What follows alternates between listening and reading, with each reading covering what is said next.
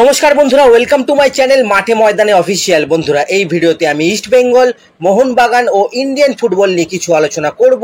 তোমরা যারা যারা আমার ভিডিওটা দেখছো, আমার চ্যানেলটা প্লিজ সাবস্ক্রাইব করে নাও ইন্ডিয়ান ফুটবলের এরকমই আরো আপডেট পেতে। প্রথমেই বলি, 18 তারিখে এবং 21 তারিখে ভারতের অনূর্ধ্ব 23 দলের কিন্তু দুটো ম্যাচ রয়েছে, দুটোই ফ্রেন্ডলি ম্যাচ, এবং এই দুটো ম্যাচ ভারতীয় 23 দল কিন্তু কাজাখস্তানে গিয়ে খেলবে।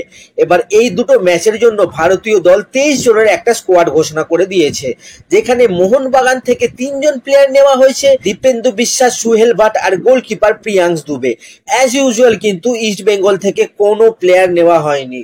ভারতীয় টিমে যেটা হয় সেটা আবার এখানেও হলো। ইস্ট বেঙ্গলের প্লেয়ার সুমন দেকে কিন্তু বাদ দিয়ে দেওয়া হয়েছে।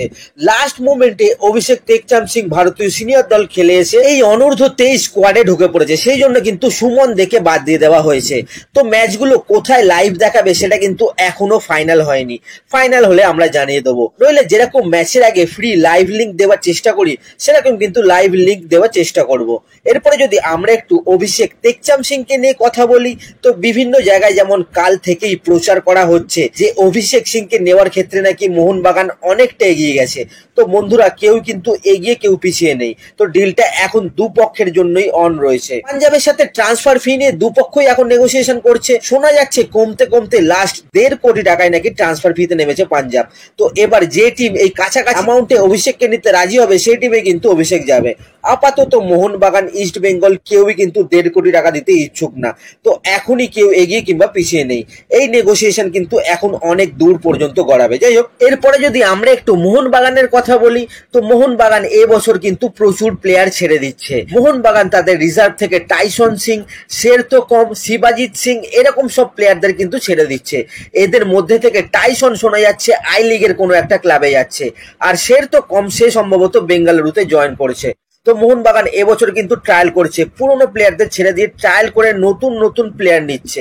এই হচ্ছে ব্যাপার। যাই হোক, এরপরে যদি আমরা একটু জয় গুপ্তার কথা বলি, তো কালকে থেকে জয় গুপ্তার কথা অনেকে কিন্তু তোমরা সবাই আমাকে জিজ্ঞাসা করছো। তো জয় গুপ্তার ব্যাপারে শুধুমাত্র কিন্তু ইনকোয়ারি করেছে ইস্ট বেঙ্গল, এর বেশি কিন্তু কিছু নয়। সেই জন্য আমি কিন্তু তৎক্ষণাৎ কিছু বলতে চাইছিলাম না। যাই হোক, জয় গুপ্তার জন্য কেন ইনকোয়ারি করা হচ্ছে? তাহলে কি অভিষেক সিংকে নেবে না ইস্ট বেঙ্গল? এটা কিন্তু অনেকেরই প্রশ্ন থাকতে পারে। তো ব্যাপারটা হচ্ছে, ইস্ট বেঙ্গল এখন থেকেই কিন্তু ব্যাকআপ অপশন হাতে রাখছে। তো শুধু জয় গুপ্তা নয়, সমস্ত পসিবল লেফট ব্যাকদের ব্যাপারে কিন্তু ইস্ট বেঙ্গল ইনকোয়ারি করেছে। তার মানে এই নয় যে তারা অভিষেক সিং এর ডিল থেকে পিছিয়ে এসেছে, একদমই নয়। অভিষেককে নিয়ে কিন্তু এখন লড়াই চলবে, কিন্তু বাই চান্স অভিষেক না হলে তখন যেন এই অপশন গুলো নিয়ে কাজ করা যায়। সেই জন্য কিন্তু জয় গুপ্তার মতো প্লেয়ারদের এখন থেকেই অফার করা হচ্ছে। যে এই জয় গুপ্তার ব্যাপারটাও কিন্তু শেষ পর্যন্ত ট্রান্সফার ফির ওপর নির্ভর করবে। গোয়া নিশ্চয়ই ভালো একটা ট্রান্সফার ফি চাইবে, সেটাও কিন্তু একটা লম্বা ব্যাপার হবে। তো এখনই বলা যাচ্ছে না যে জয় গুপ্তা চলে এসেছে বা ফাইনাল হয়ে গেছে, এখন কিন্তু অনেক দূর দিল্লি। তো আপাতত সবে ইনকোয়ারি হয়েছে, এরপরে ঘটনা যেরকম যেরকম এগোবে আমরা কিন্তু আপডেট দিতে থাকবো। যাই হোক, এরপরে যদি আমরা একটু ইভান মিলাদনোভিচের কথা বলি, তো এক্সট্রা টাইম কালকে কিন্তু একটা খবর করে যে ইভান মিলাদনোভিচের সঙ্গে নাকি ইস্ট বেঙ্গল আবার কথাবার্তা শুরু করেছে। এর আগে ইস্ট বেঙ্গলের খুবই ক্লোজ একজন মন্ত্রীকে আমরা একটা ইন্টারভিউতে বলতে শুনেছিলাম যে ইভান মিলাদিনোভিচের স্ত্রী ইন্ডিয়ায় আসতে চায় না। এই গল্পটা কিন্তু সত্যি নয়। অ্যাকচুয়ালি তখন টাকা পয়সায় নাকি মিলাদিনোভিচের সঙ্গে পোষায়নি ইস্ট বেঙ্গলের। তো সেখান থেকে ইভানের সঙ্গে আবার নাকি কথাবার্তা শুরু করছে ইস্ট বেঙ্গল, যেটা এক্সট্রা টাইম বলেছে। তো ব্যাপারটায় খোঁজ খবর নিয়ে জানা গেল ব্যাপারটা কিন্তু সত্যি, এবং আজকে সম্ভবত ইভানের সঙ্গে ইস্ট বেঙ্গল ম্যানেজমেন্টের একটা মিটিং রয়েছে, সেখানে আবার ইভানের সঙ্গে কিন্তু কথাবার্তা শুরু হবে। তো ইভানের যা যা ডিম্যান্ড সেগুলো কিন্তু শোনা হবে। এবার টাকা পয়সা নিয়ে যা যা প্রবলেম রয়ে গেছিল আগের বার, সেটাও কিন্তু শর্ট আউট করা হবে।